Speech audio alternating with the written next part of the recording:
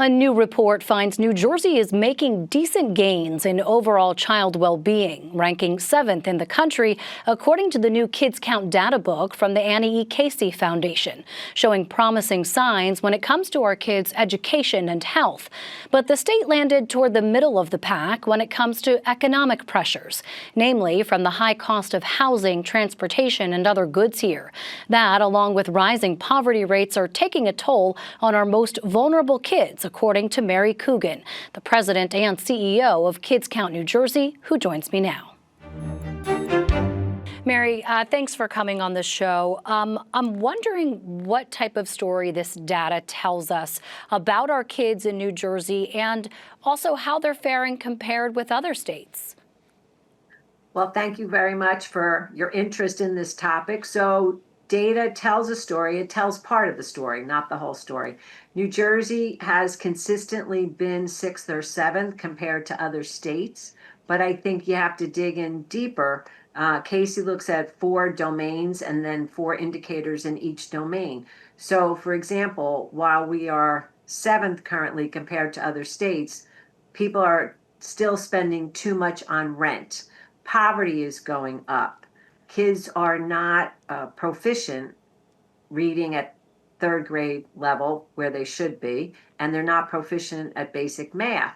But all of these things sort of interact. So if children feel stress at home because parents don't have stable employment, or housing is not stable, or there's just stress at the home, that's going to impact their ability to focus at school. I want to pull out one piece of that quickly, Mary. I mean, you mentioned poverty. Where does the state stand with our poverty rates? And is it housing? Is it cost of living in New Jersey? Is it lack of employment? Are there factors that you all could pull out from that data to see why the rates are where they're at?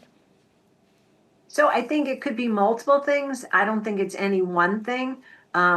We have gone up a little bit in the number of families where parents don't have secure employment, meaning they may be changing between jobs, they might be working part-time. Our poverty rate has gone up slightly, which means there's more households, family of 4 earning less than $30,000 a year. And to your point, New Jersey is a very expensive place to live. And so while other states being just above the poverty level may be okay, in New Jersey, people are going to be struggling.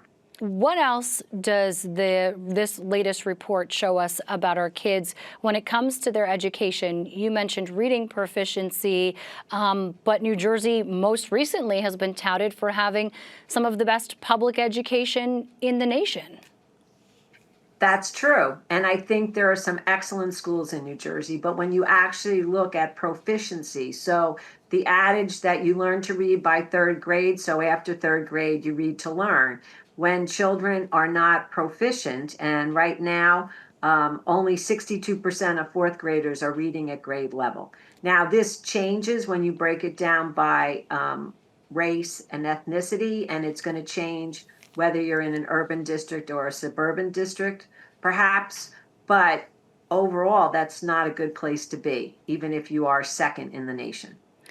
Children are not proficient 8th grade math, and we know math, you need that, just basic existence, right? Whatever job you have, you need to have basic math skills. And we want kids to have even, better math skills so that they can have engineering jobs or become a scientist or a doctor. And you need those math skills. I know, Mary, you all typically have some recommendations that you put forward when data like this is released. Are there any key pieces that you want policymakers to focus on? So we do encourage people to look at the data when you're marshaling limited resources and put a focus on those programs that have been proven to be effective.